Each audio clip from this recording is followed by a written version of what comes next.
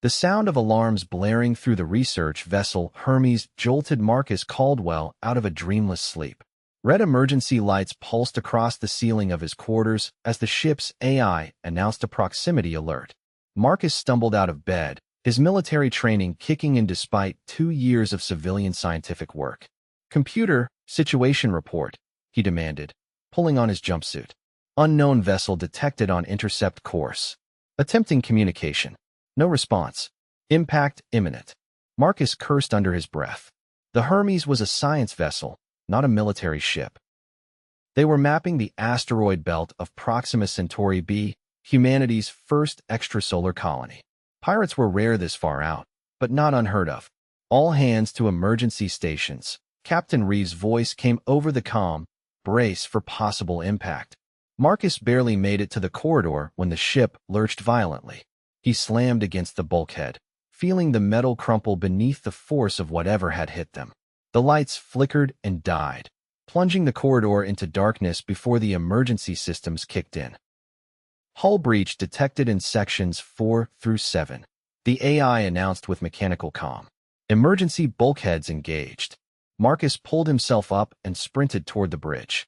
As the ship's security officer, his duty was to protect the crew. The sound of tearing metal echoed through the corridors as he ran, accompanied by the hiss of escaping air.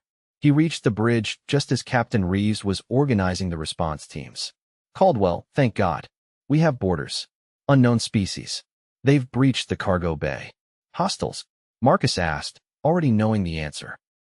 "They fired without warning. I'd say that's pretty hostile." Marcus nodded grimly. "I'll take a team down." "Be careful," Reeves warned. "We're still trying to establish communication." Marcus gathered 3 crew members with combat experience. Dr. Elena Vasquez, the ship's physician who had served in the Mars conflict. Engineer Toshiro Yamada, a veteran of the European Ice Miners Rebellion. And Communications Officer Diane Fletcher, who had basic combat training. Standard defensive formation, Marcus instructed as they armed themselves with the ship's limited weapons, 2 pulse pistols and shock batons. Non-lethal if possible. We don't know their intentions. The team moved cautiously toward the cargo bay. The ship groaned around them, damaged systems venting steam from overheated conduits. As they approached the bay, they heard strange sounds clicking and whistling unlike anything Marcus had recognized. "Hold position," Marcus whispered, raising his hand. He peered around the corner and saw them. The aliens were tall, at least 7 feet, with iridescent exoskeletons that caught the emergency lights in rippling patterns. They moved with insectoid grace on 4 lower limbs while 4 upper appendages manipulated equipment they were removing from the Hermes cargo. "They're looting us," Toshiro whispered. Marcus counted 6 aliens. The odds weren't good, but they couldn't let the intruders strip their ship. "We'll try to communicate first." "Fletcher, ready the universal translator."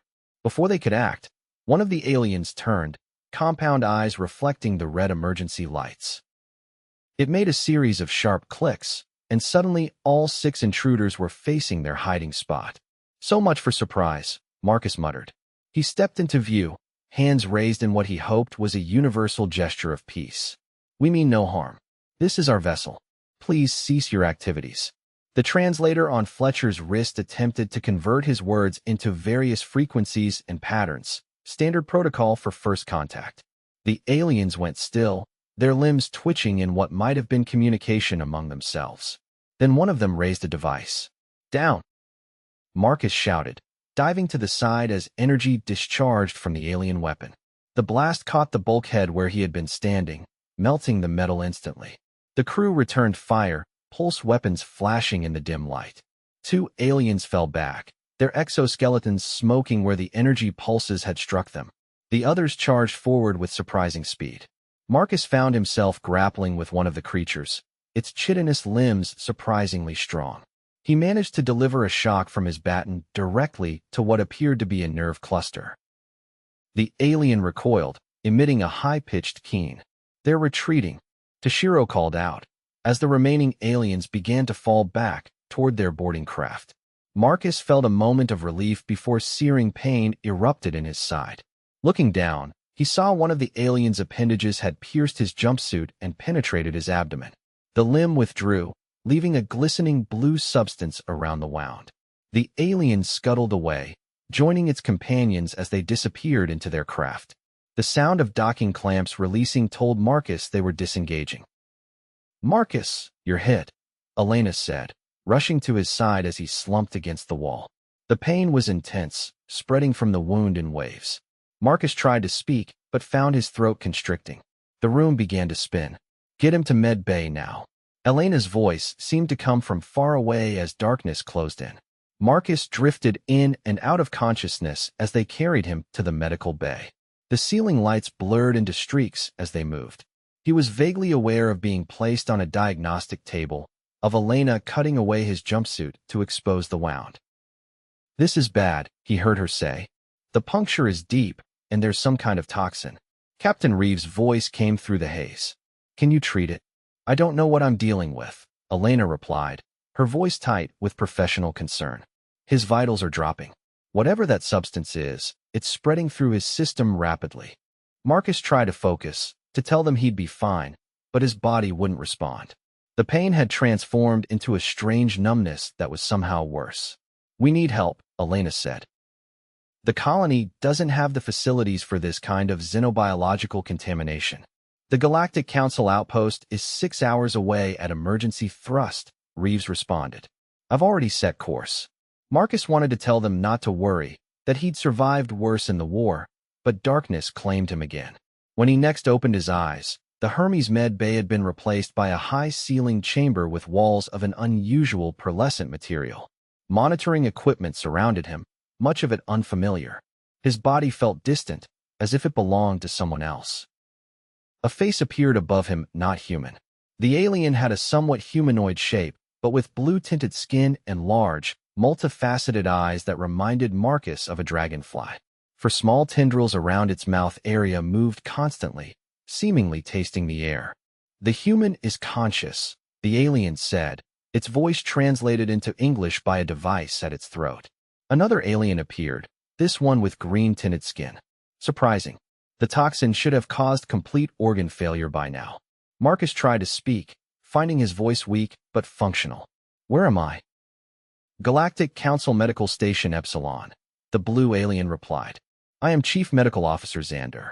Your vessel brought you here after an encounter with Kryvax raiders." "My crew," Marcus managed, "unharmed. They are waiting for news of your condition." The green alien was studying readouts on a holographic display. "The Kryvax neurotoxin has penetrated 63% of your major organ systems. It's remarkable you're still able to communicate." Marcus tried to sit up, but found restraints holding him in place. "How bad is it?" The aliens exchanged looks that even across species boundaries Marcus could read as grave concern. "I regret to inform you," Xander said with formal precision, "that the toxin is fatal in all known species. We have administered counteragents, but the damage is extensive. Your nervous system is already showing signs of irreversible degradation." "How long?" Marcus asked, surprised at how calm he felt. "Based on progression in your system, perhaps 6 hours, the green alien said. "We have made you comfortable and blocked most of the pain receptors." Marcus processed this information. 6 hours. Not even enough time for a message to reach Earth. Not that he had family waiting for word. His parents had died in the resource wars, and his sister had been lost on the first Mars expedition. "I'd like to see my crew," he requested.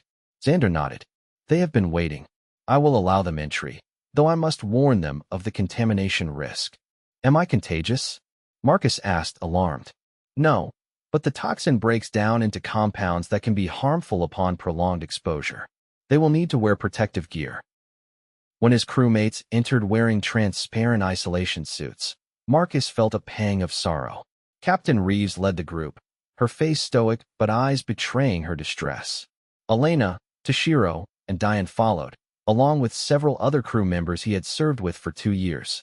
"They tell me you took down 3 of those raiders before they retreated," Captain Reeves said, her voice slightly distorted by the suit's calm. "Saved most of our research data." "Just doing my job," Marcus replied, trying to smile. "The council representatives say the Kryvax rarely leave survivors," Toshiro added. "Your actions probably saved all our lives." Elena moved closer, her medical training evident in the way she examined the monitors. "How are you feeling?" "Like I got stabbed by a giant bug." Marcus attempted to joke, but a spasm of pain cut through the medication, making him wince. "The doctors here say," Diane began, then faltered. "That I'm dying," Marcus finished for her. "Yeah, they mentioned that." An uncomfortable silence fell over the group. "Is there nothing that can be done?" Captain Reeves asked, turning to Xander, who had remained in the room. The alien's tendrils rippled in what might have been a gesture of regret. "We have consulted with specialists from 12 member species. The Kryvax evolved their toxins specifically to overcome most known forms of biological defense. It systematically destroys neural pathways while simultaneously attacking organ function." "There must be something," Elena insisted. "Experimental treatments, radical approaches?" "We have tried everything in our considerable medical knowledge," Xander replied. "I am truly sorry."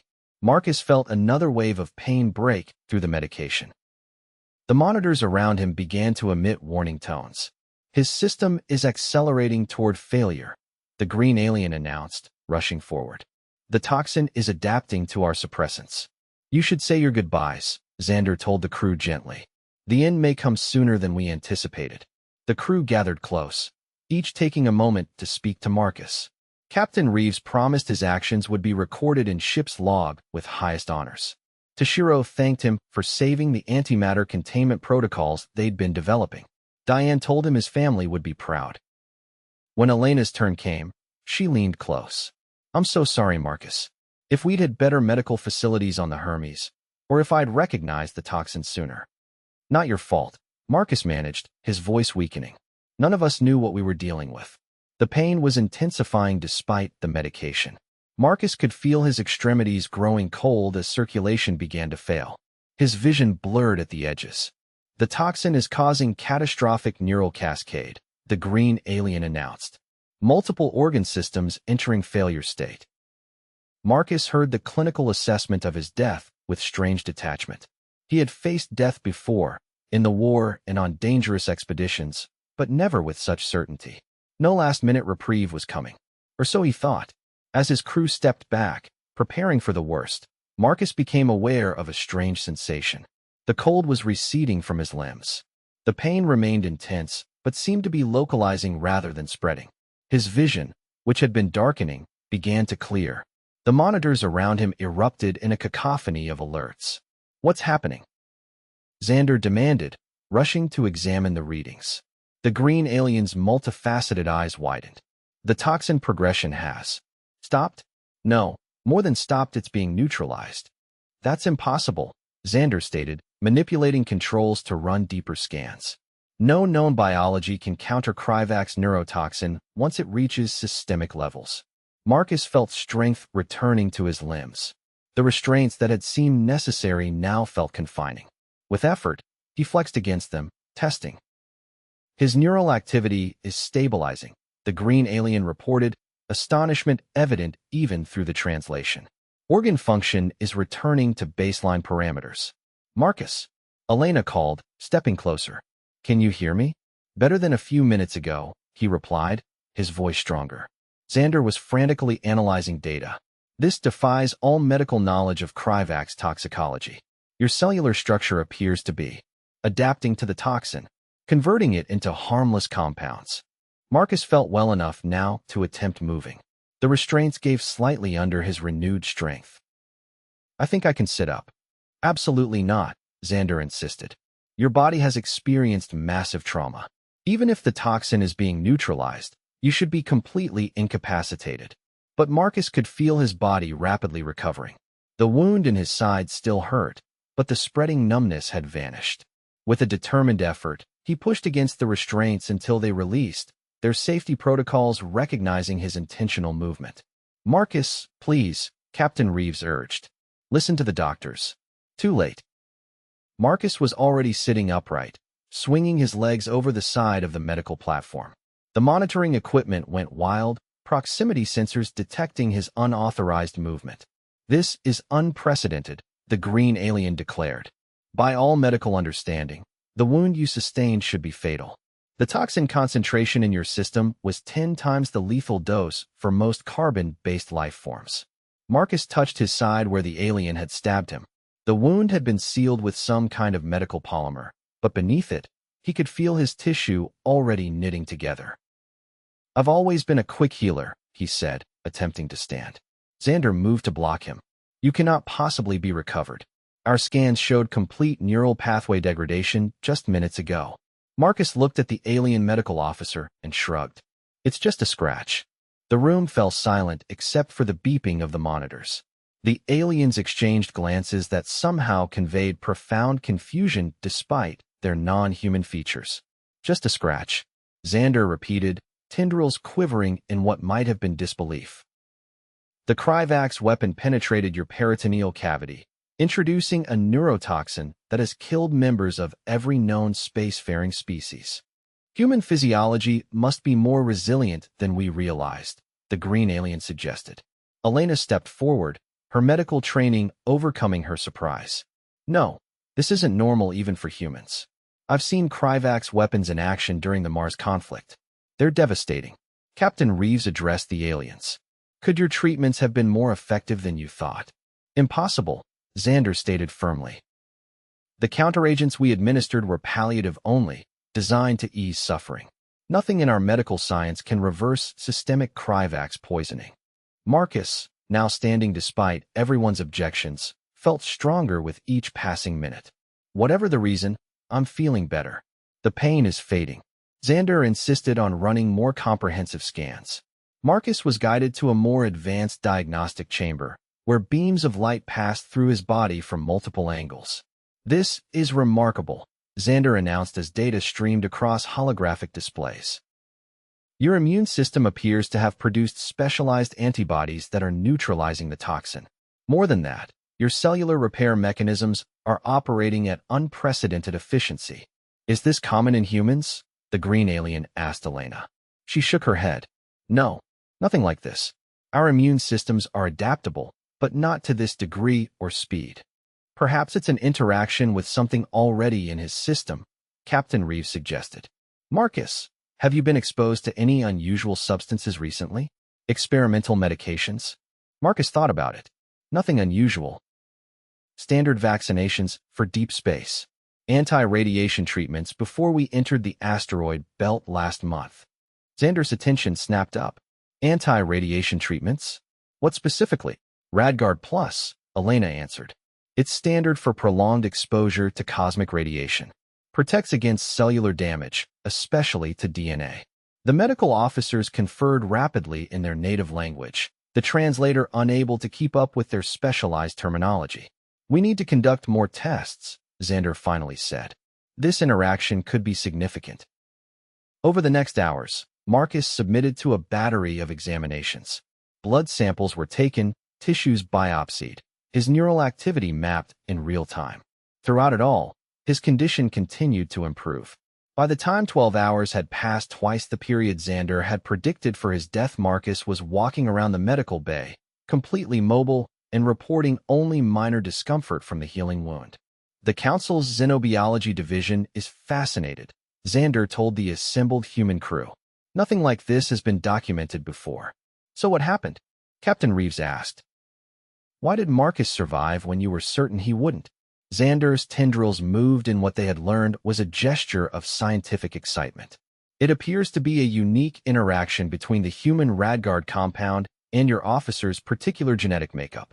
The radiation protection agent contains synthetic nucleotides designed to repair DNA damage. Those nucleotides recognize the Kryvax toxin as a threat," the green alien continued. "But instead of just neutralizing it, they incorporated elements of its structure into a new compound that accelerated healing. Essentially, your body turned the weapon against itself." "So I got lucky," Marcus summarized. "Extraordinarily so," Xander agreed. "This discovery could lead to treatments for all species affected by Kryvax raids. The Council is already authorizing a research initiative." Elena looked troubled. "Wait, are you saying this is unique to Marcus? Would other humans react the same way?" The aliens exchanged glances again. "Unknown," Xander admitted. "Initial analysis suggests Officer Caldwell has a rare genetic marker that facilitated the interaction." We would need to test other human subjects to determine if the effect is reproducible. I volunteer, Diane said immediately. Several other crew members nodded in agreement. Not with the toxin, Xander clarified quickly. We can synthesize analogs for testing purposes. No need to expose anyone else to the actual substance. Captain Reeves looked thoughtful. The council will want to study this thoroughly. How long will you need Marcus to remain here? At least a week for comprehensive analysis, Xander replied. With your permission, of course. Marcus nodded.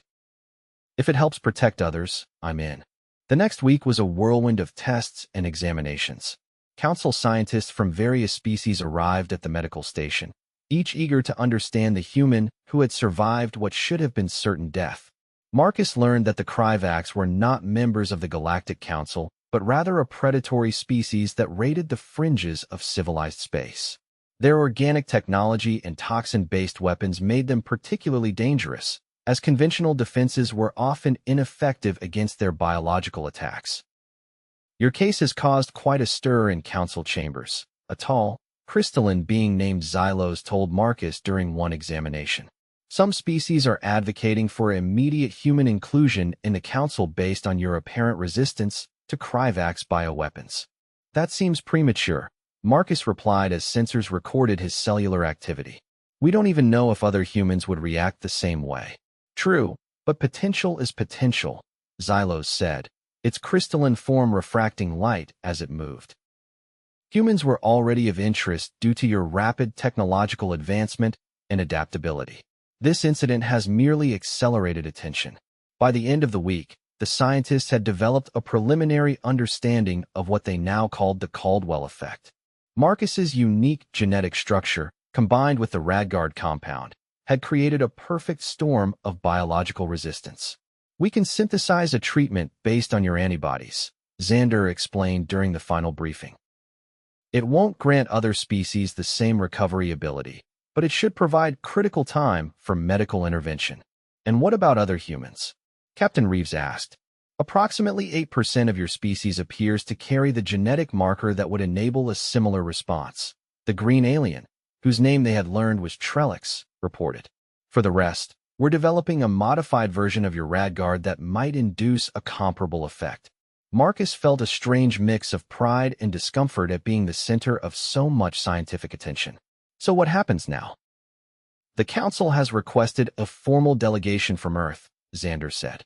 This discovery has significant implications for interspecies relations, particularly regarding the Kryvax threat.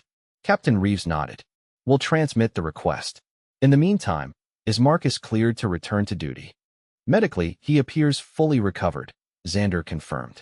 The wound has healed remarkably well, with minimal scarring. All toxin traces have been metabolized. However, we would request follow-up examinations at regular intervals. I can live with that, Marcus agreed. As they prepared to return to the Hermes, Xander pulled Marcus aside. There is one more thing you should know, the alien said quietly. The Council's Security Division has expressed concern. About what? The Kryvax operate with a hive intelligence. Information is shared rapidly throughout their collective. By now, they will know of your survival. Marcus felt a chill that had nothing to do with his recent medical ordeal. You think they'll see me as a threat?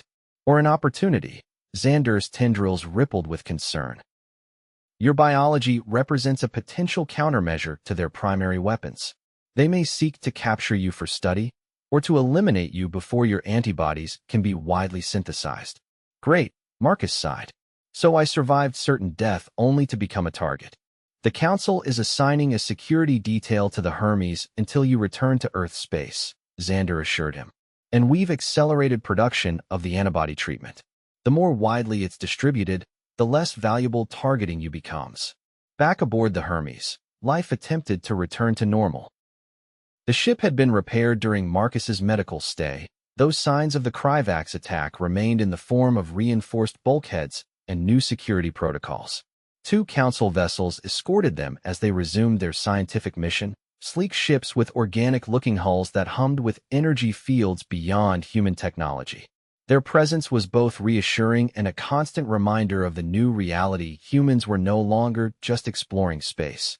They were becoming players in a complex interstellar political landscape.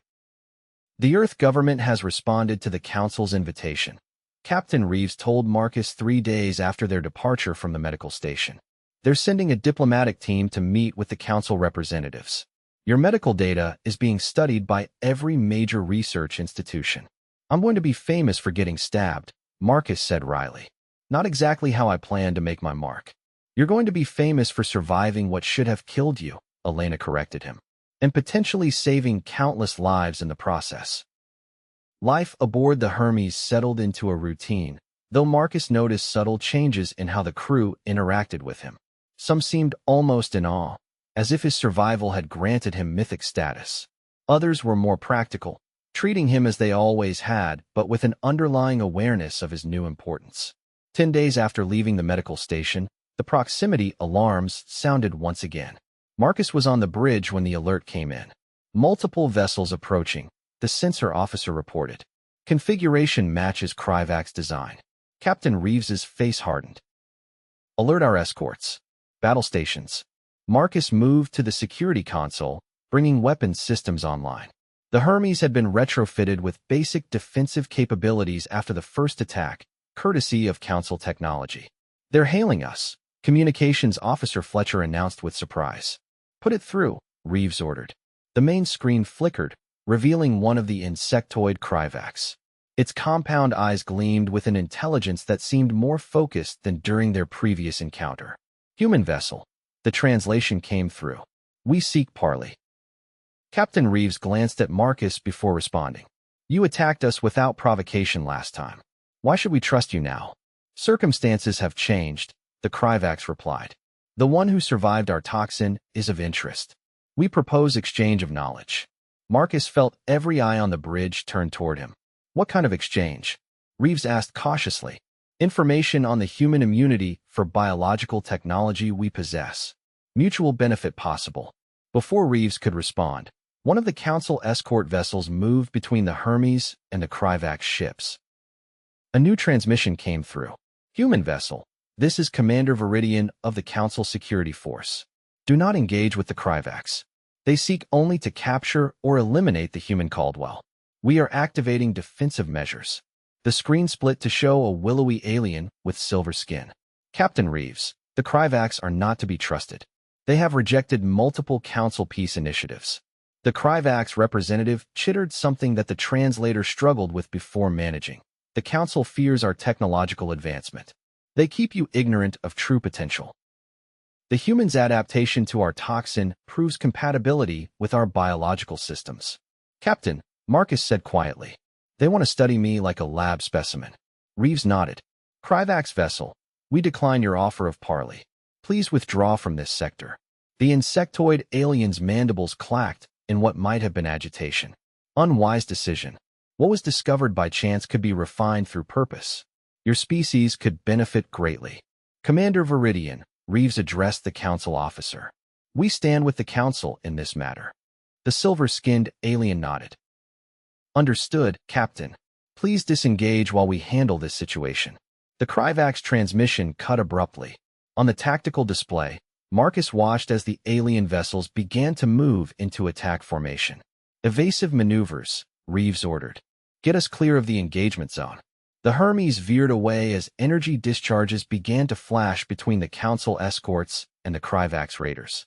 The superior technology of the Council ships was evident as they systematically disabled the raiders' propulsion systems. The Council vessels are hailing the Kryvaks, offering terms of surrender, Fletcher reported. 3 of the Kryvak's ships suddenly accelerated, breaking through the Council formation and heading directly for the Hermes. They're making a run for us. Marcus shouted as the tactical display showed the incoming threat. Maximum thrust, Reeves commanded. Activate defensive screens. The Hermes shuddered as its engines pushed to full capacity. The ship was not designed for combat maneuvers, and the strain was evident in the groaning of the hull. They're gaining, the sensor officer reported tensely. Intercept in 40 seconds. Weapons locked, Marcus confirmed, targeting the lead Kryvak's vessel. Just as he prepared to fire, the Council flagship appeared, interposing itself between the Hermes and the attacking raiders. Brilliant energy beams lanced out, striking all three pursuing vessels simultaneously. The Kryvax ships tumbled out of control, their organic hulls breached and venting atmosphere. Threat neutralized. Commander Viridian's calm voice came through. Captain Reeves, is your vessel intact? We're undamaged, Reeves confirmed. Thank you for the intervention. The remaining Kryvax vessels are retreating, Viridian reported. We will maintain escort until you reach Earth space. The Council takes the safety of Officer Caldwell very seriously. After the engagement, Marcus found himself in the ship's lounge, staring out at the stars. The encounter with the Kryvax had left him unsettled. His survival, seemingly miraculous, had ripple effects he was only beginning to understand. Elena found him there, carrying 2 cups of coffee. Thought you might need this, she said, offering him one. Thanks, he replied, taking the cup gratefully. Quite a day. Quite a week, she corrected, sitting beside him. How are you really doing with all this? Marcus considered the question. Honestly, I'm still processing. A week ago I was dying. Now I'm apparently valuable enough that hostile aliens will risk confronting Council warships to get to me. Your antibodies are already being synthesized at the medical station, Elena told him. Xander sent a message. They've successfully treated 3 victims of recent Kryvax attacks. You've already saved lives. That's something, at least, Marcus said, sipping his coffee. Still, I can't help feeling like everything's changed. Not just for me, but potentially for all humanity. It has, Elena agreed. The Council was already considering Earth for membership, but this has accelerated the process. Your just a scratch moment might go down in history as the turning point for human integration into galactic society. Marcus laughed softly. All because I have weird genes and took my radiation meds. Sometimes the biggest changes come from the smallest circumstances, Elena observed. The important thing is what we do with the opportunities they create. 2 months later, Marcus stood in the Council chamber on their massive space station orbiting Proxima Centauri b. The circular room was filled with representatives from dozens of species, each unique in form and biology, but united in governance. The Earth delegation sat nearby, diplomats and scientists who had traveled from humanity's home world to formalize relations with the Galactic Council. Marcus felt out of place in his dress uniform, more comfortable with action than ceremony. High Counselor Trailax, a being of pure energy contained within an ornate mechanical body, addressed the assembly. Today marks a significant advancement in our collective security. The synthesis of the Caldwell treatment, as it has been named, has already reduced fatalities from Kryvax raids by 82%. For this contribution alone, humanity has earned the Council's gratitude. Marcus shifted uncomfortably at the mention of his name. Captain Reeves, seated beside him, gave him an encouraging nod.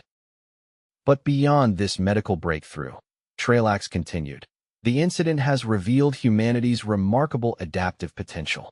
In Officer Marcus Caldwell, we see the embodiment of traits that make humans valuable potential allies: resilience, adaptability, and the capacity to transform threats into opportunities. The formal recognition of Earth as a probationary member of the Galactic Council proceeded with the signing of treaties and agreements. Marcus was called forward to receive a commendation, a crystalline object that pulsed with soft light. This marks not just your individual contribution, Counselor Trailax told him, but symbolizes the beginning of humanity's integration into the wider galactic community. As Marcus accepted the award, he thought about the strange journey that had brought him here. A random attack, a wound that should have killed him, and his inexplicable survival just a scratch. He had called it in a moment of disoriented bravado. That simple phrase had become something of a legend among Council species, an encapsulation of humanity's perceived tenacity. Marcus had even heard that some Council security forces had adopted it as an unofficial motto when facing dangerous situations. Later, at the reception celebrating Earth's new status, Marcus found himself approached by Xander, who had traveled from the medical station for the ceremony. Your recovery continues to progress well? The medical officer inquired. Completely healed, Marcus confirmed. No lingering effects. Excellent. Xander's tendrils moved in satisfaction. The research continues to yield results. We've isolated 17 distinct factors in your genetic structure that contributed to your survival. Several have applications beyond just countering Kryvax toxins. I'm glad something good came from it all, Marcus said sincerely. More than you know, Xander replied. The Council has received intelligence that the Kryvax Collective is reconsidering its rating patterns in light of the treatment's distribution. Your survival may have changed their entire strategic approach. Marcus looked around the reception hall, taking in the diverse gathering of species. Humans mingled with beings of all descriptions, beginning the long process of cultural and technological exchange that would reshape Earth's future. So what happens now, he asked. For me, I'm still just a security officer on a research vessel. That, Captain Reeves said, joining their conversation, is entirely up to you. The Council has requested you consider a position as liaison between human and Council security forces. Earth government has suggested a diplomatic role, or you could return to the Hermes and continue our mission. Marcus considered his options. The brush with death had changed his perspective on many things. The universe had suddenly become much larger and more complex, but also filled with more possibilities than he had ever imagined. I think I'd like to stay with the Hermes for now, he decided. But perhaps with an expanded mission helping to integrate Council technology and facilitate scientific exchange. Captain Reeves smiled. I was hoping you'd say that. The crew wouldn't be the same without you. As the reception continued around them, Marcus found himself drawn to the observation window that looked out over Proxima Centauri b. The colony below was just one small outpost of humanity, but now it represented something more, a stepping stone to a much wider universe. The wound that should have killed him had instead opened a door not just for himself, but potentially for all of humanity. What had seemed like an ending had become a beginning, and it had all started with a near-fatal injury that he, in a moment of defiant human spirit, had dismissed as just a scratch.